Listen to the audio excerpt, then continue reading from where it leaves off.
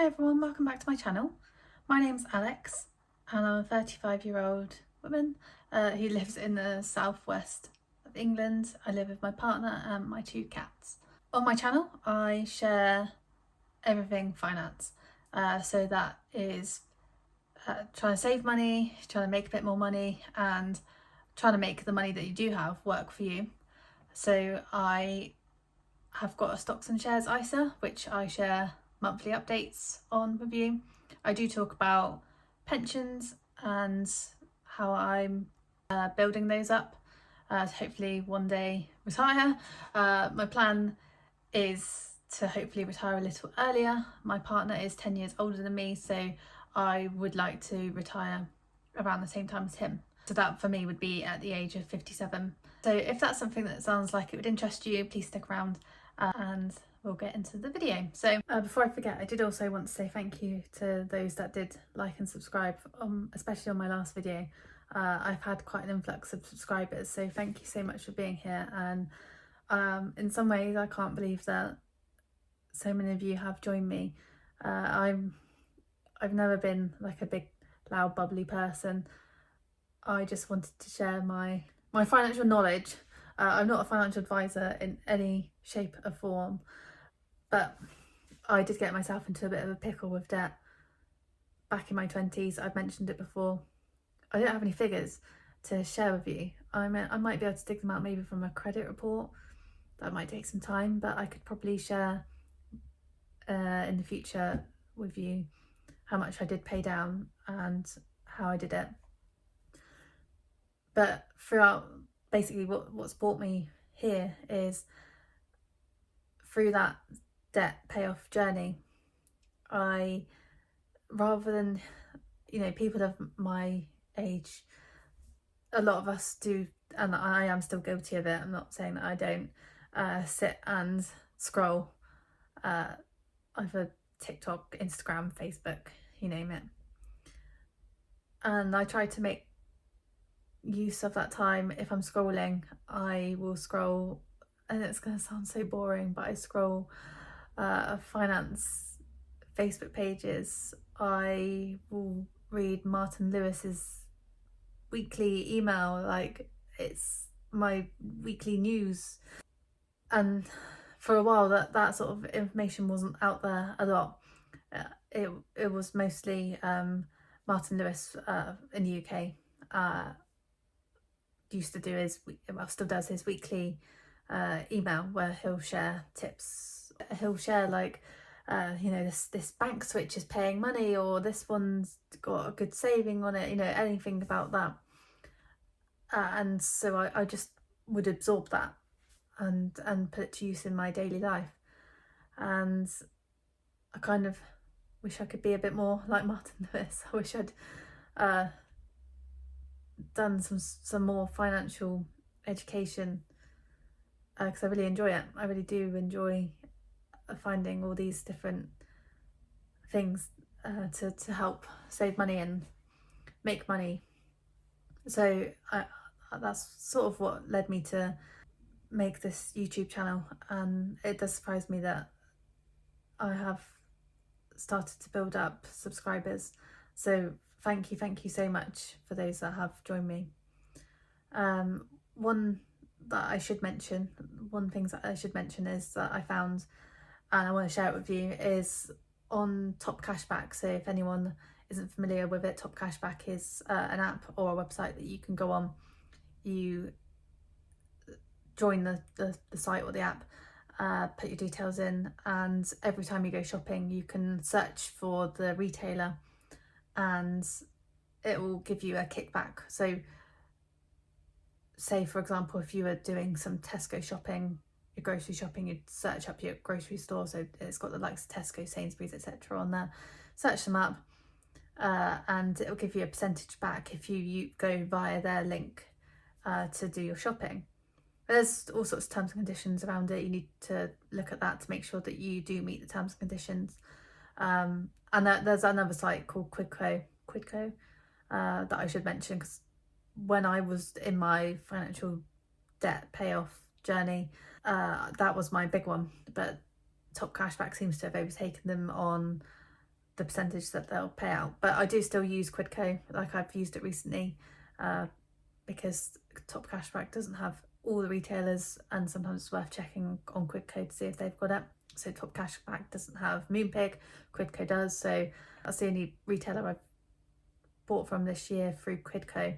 So my balance isn't very high there, so I can't withdraw it yet because it needs to be, I think, £10, or it might be £1. I mean, it's not even at £1 on there, so I haven't been able to withdraw. But sorry, all of this, the point I'm making, sorry, is I found another offer which I thought I'd mention to you guys. If you go on Top Cashback, there is a savings account that you can open, and savings account is with a company called Kahoot, and it's literally like CAHOOT. That's what I typed in, and there's 2 different savings accounts, and I believe that you can open both. I have so far only opened one of them, and I think it's called the Sunny Day savings account. There's 2 on there, I can't remember the other one, and they have got actually quite decent interest rates on them, and if you open an account with them, I think all you have to do is put £1 in, they will give you £25 cash back through the Top Cashback site. So that could be a total of £50 if you open both of those. So I thought I'd just mention it because that might help someone out there. It does take 12 weeks to pay you back the cash back, so I think you've got to keep the £1 in for the 12 weeks, but I'm pretty sure if you didn't want to carry on using the savings account, you could just withdraw and close it. But it has got a fairly decent interest rate for a savings account, so I've been thinking about keeping it open for future sinking funds. But yeah, I thought I'd just mention that one. This one, I don't want to sound so doom and gloom so close to Christmas, but I think it will hopefully enforce the idea of having an emergency fund, and why it's a good thing to have one. Because I have had a week of it. I think in my last budgeting video I shared with you that I had booked my car in for a service, and that there was an issue with the handbrake, and I did not expect it to cost what it cost. There have been a few other things that have happened this week, so I will go into that. But first of all, we'll talk about my car. So I think I mentioned that I was going to put aside £200, which I had done. I put that into what I call a sinking fund. I have opened a separate account to put my savings into for my car maintenance, I suppose I would call it, and I had that account open with Chip. It's an instant access account, and the interest on it is, I think, around 2%. I'll put up here what it is. It's changing all the time. I had £200 set aside for that, and as you know, I also have my emergency fund sat with my Lloyds TSB. No, they're not Lloyds TSB anymore. Lloyds. Sorry, let's start again. So as you know, I have my emergency funds that I am building up in my Lloyds. I think it's called an easy access monthly saver, and that has got an interest rate of 6.25%. And at the minute I have £800 in there. It's a savings account that you can only put £400 into each month, and I only recently started putting money into it, so I'm slowly dripping my £1,000 emergency fund into that, with the idea to build it up to at least £2,000, and that is one of my goals that I have set myself, is to get that to, I've said 2,000, but maybe 2,500, so that's easily a month's worth of expenses. So if both my partner and I lost our jobs, that would cover us for a month, and I know, like, a month goes by so quickly. I mean, it's currently the 10th of December, and I remember talking about this emergency fund ages ago, and it only feels like yesterday. So I mean, it just shows how quick time flies, doesn't it? So I had the rest of the emergency funds sat in my Chip account, and I'm slowly moving it across. I also have a savings account with Nationwide, and mainly I have that open because you get a fairer share payment each year from Nationwide, so you need to have £100 in there, and basically I keep that and top it up with £25 a month, so I always have at least £100 in there. I think I've got £250 in there at the moment, because the time that it matures will be around the same time that my car insurance is due, so I like to have or I like to throughout the year save up enough to pay off my car insurance outright, so I don't have that monthly payment going out, because it's one less thing to budget for. But if I can save over and above that for my car insurance, then I'm a step ahead of the game. Hopefully that makes sense to you. Well, anyway, I put obviously the £200 away for the car maintenance. That was going to cover the service. I had been quoted £170 for the service, and the service was fine. It was the handbrake that was the issue. So I kind of thought it might just be a case of tightening up the handbrake, but it wasn't. And it was actually basically the caliper, the brake caliper had seized. Now that I've had it repaired, makes sense, because the car did feel a bit sluggish. But my car's not a really powerful car, and sometimes I drive my other half's car, and his car's a lot bigger engine than mine. So then sometimes going back into my small little car, I feel that maybe that's why I was thinking it felt sluggish, because of using different vehicles. And the car's nearly 10 years old. It'll be 10 in January. And I've had it since brand new. So I had bought it with my ex-partner when we split up, because we bought the car together. He agreed that I could, rather than sell it, so if we'd sold it, I think at the time it was valued at around £7,000, roughly, and he agreed that if I gave him £3,500, I could keep the car. And at the time the car was, I think, 4 or 5 years old. It wasn't as old as it is now. And I thought, I can't, at the time it was around COVID time, and vehicles were still quite were expensive, especially second-hand vehicles. And I thought, I'm not going to be able to find myself a car that I know the history of, that I literally just want a car that I can just go, not have to worry about. I can get in, I can start it up, and it starts without fail every day. And so far so good, touch wood, that has happened. And you know, brakes and things, they are just general wear and tear. Tyres and brakes, I just feel like, are general wear and tear. But I just wasn't expecting this seized caliper. Anyway, in total the bill came to £390, so a bit more than I had planned, but I had to dip into my emergency fund for that, on top of the £200 that I had set aside. I didn't take it from the Lloyds account, I just took it from the chip savings account, so that's gone. And then the next thing that has happened is, unfortunately, my kitten has been, I'd say poorly, but I'm not sure that poorly is the right word. Ever since I have had him, but he has always had like a bit of a poorly tummy from all the different foods and that I've tried with him. And not to be too graphic, he's never vomited. He's been wormed. He has worming treatment. We did that straight away with the vet.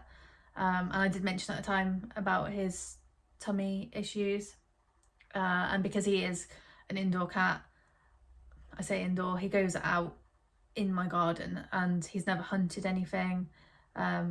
He basically follows around my older cat, and she goes out to the toilet in the garden, but he still hasn't learned to do that. He still uses a litter tray, so that's how I'm able to know about his toileting, should we call it.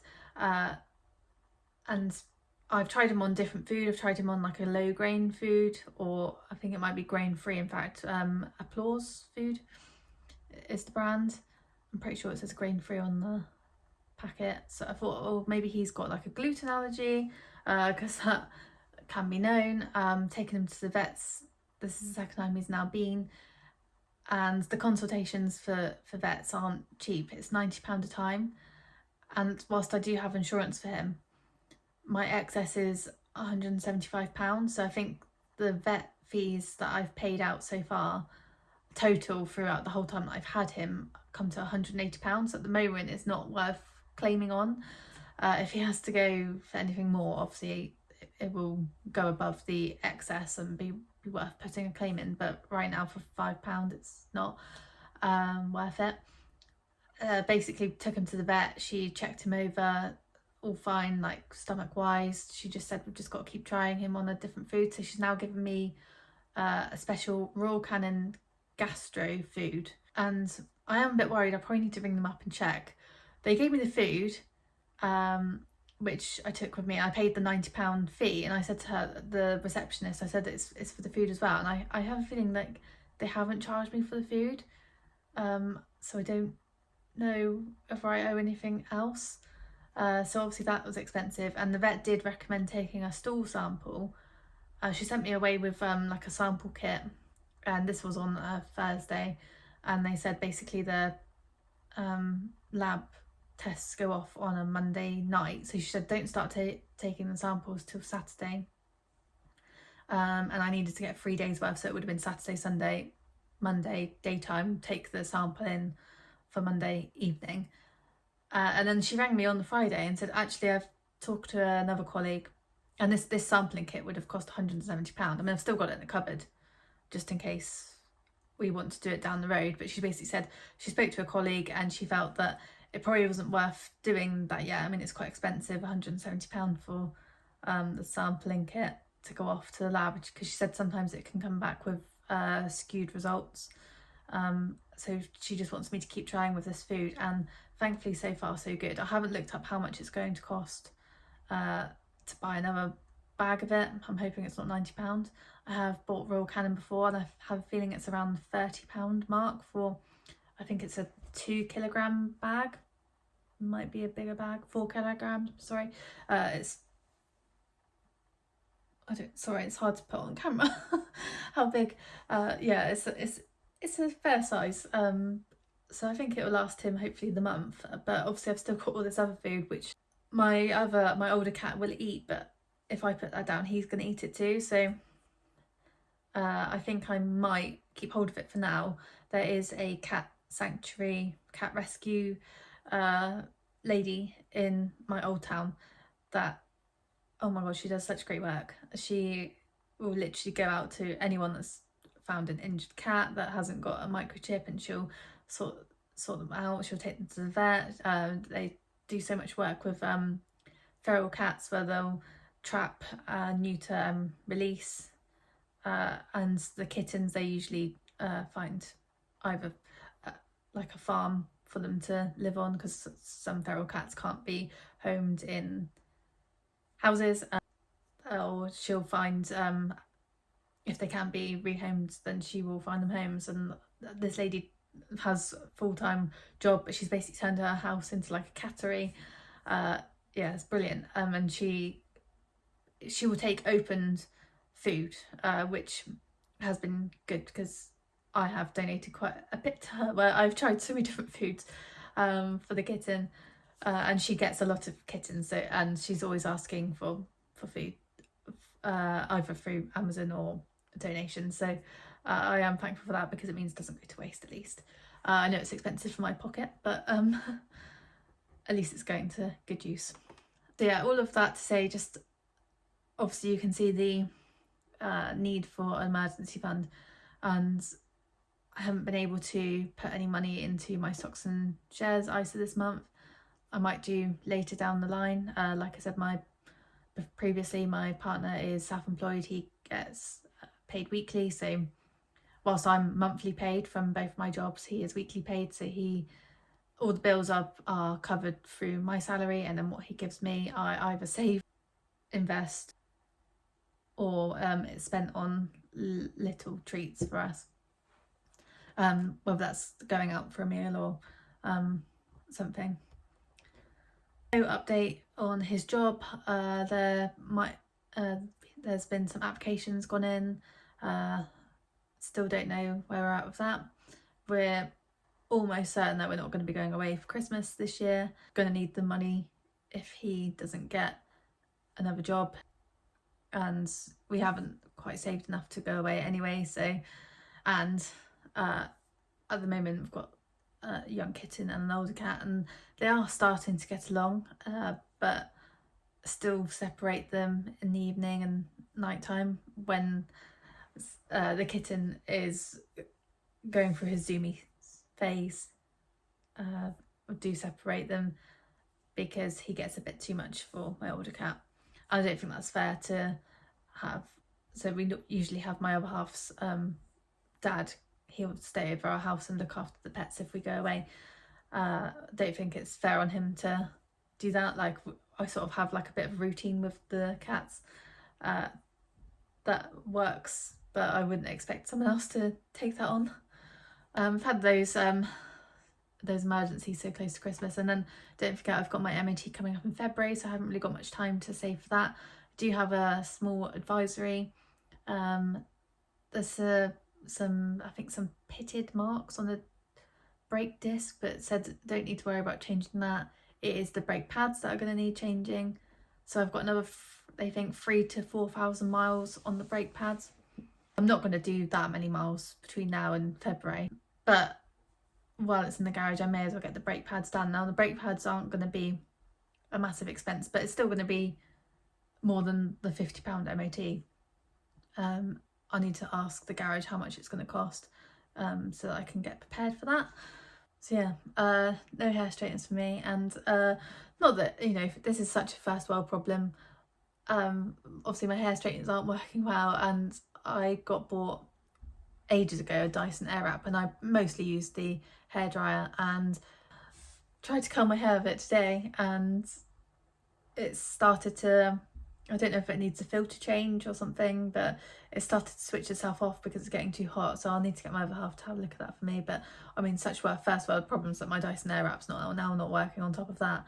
But I'm mentioning it because I had mentioned in my budget that I'd hoped to buy myself some hair straighteners out of anything left over this month, or potentially with some Christmas money, and I'm not going to do that. I mean, I've asked for some GHTs for Christmas, but I mean, I'll be a very lucky girl if I get them.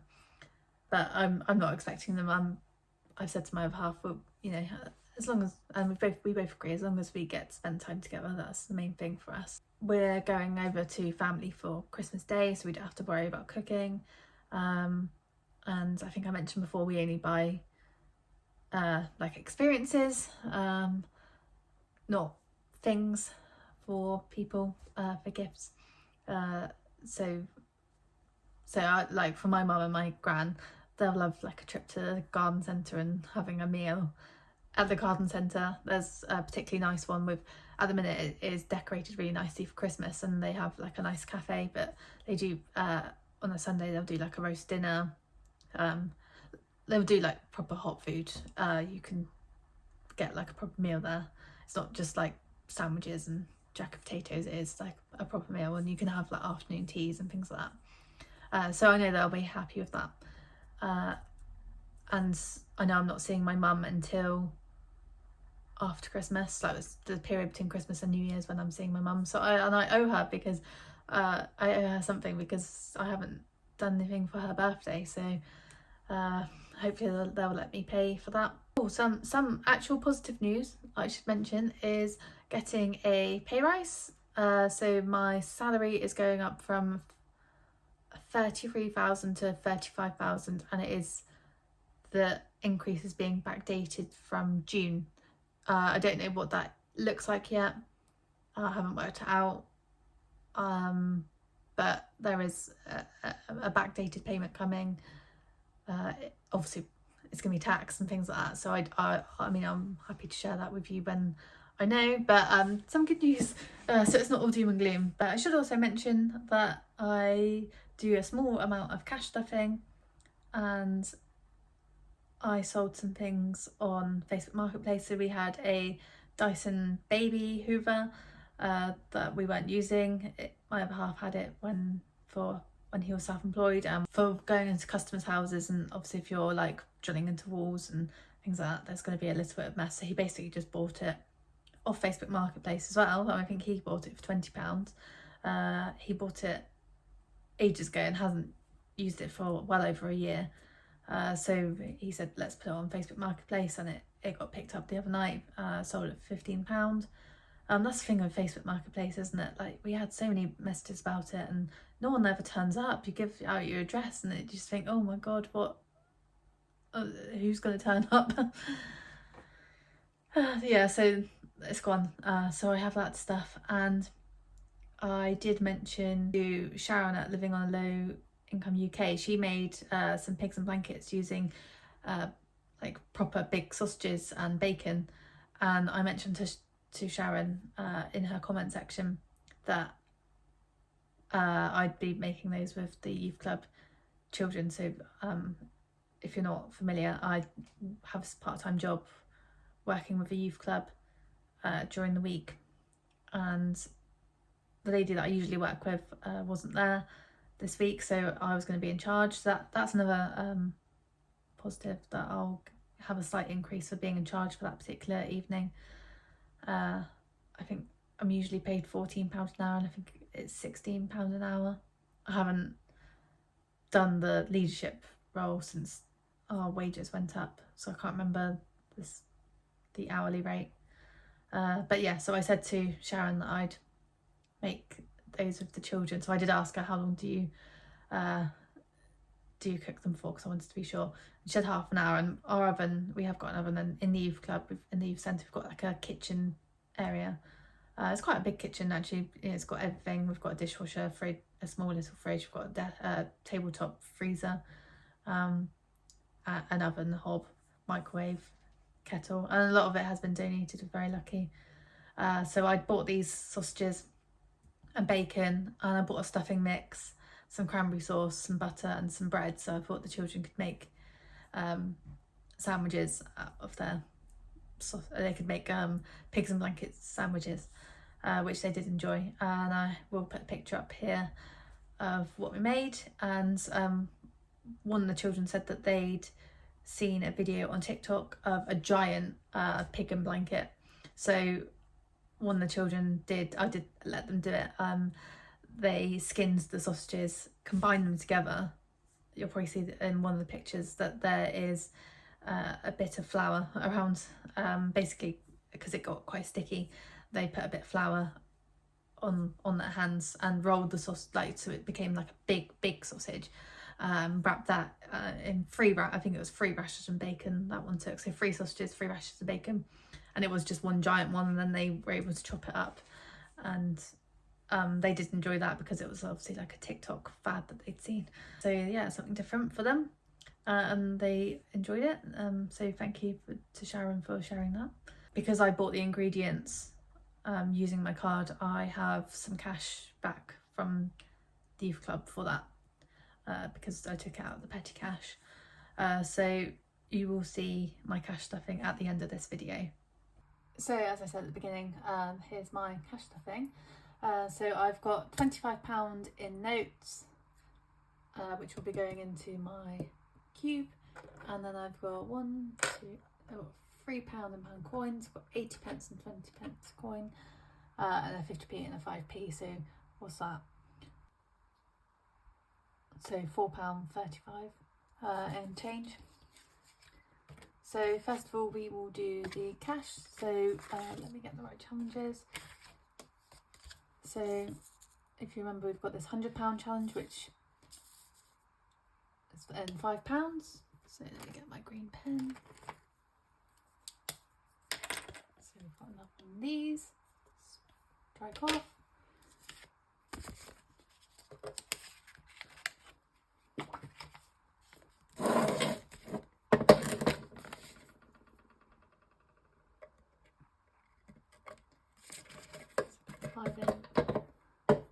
Then we've got the 10s, and this saves £500. We've got 2 of those.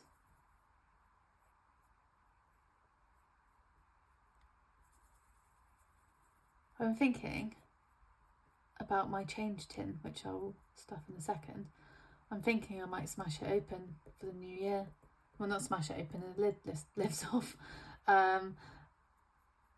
I'm thinking I might cash it in.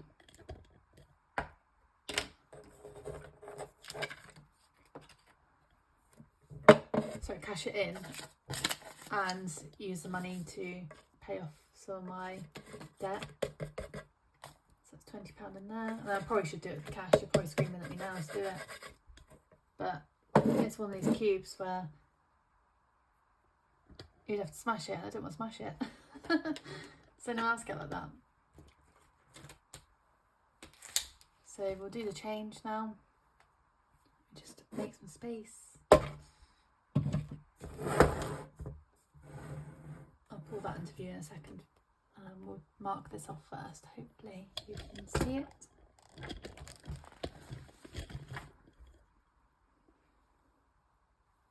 Yeah. So we've got, say, 1, 2, 3, 4, 80. That's another. So £4.35. So we'll do 2, 4, and 30. So we'll do 20p, 10p, and 5p.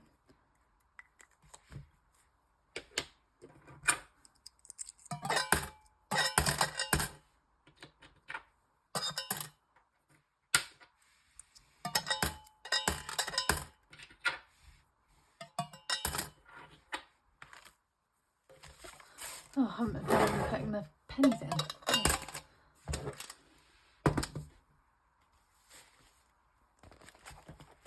I actually don't know how much would be in here. Long that.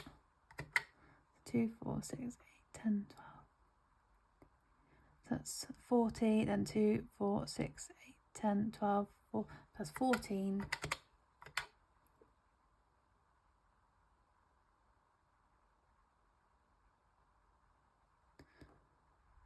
Plus 3.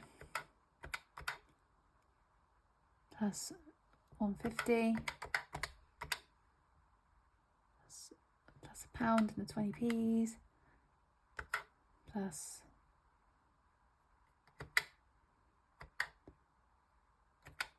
plus 30p and 10p's. So plus 15p. 5p's. And then 2p, so 2, 4, 6, and then that makes 7 of 1 pence. Plus so 0.07.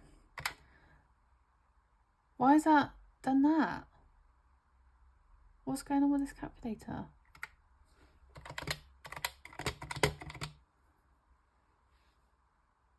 I don't understand. But anyway, it looks like there's going to be like 54, maybe £59. Why is this calculator not working? Did I do something completely wrong? Like, I'm going to try again. So 40 plus 14 plus 3 plus a pound. It's when I did the odd pennies, isn't it? That's 0.3 plus 0.15 plus 0.07. Right, that's better. £58.52. We got there in the end. Oh dear. Let me know if you think that's a good idea. Thank you for watching. If you've watched all the way to the end, please leave me a heart emoji. And I'll see you soon. Bye.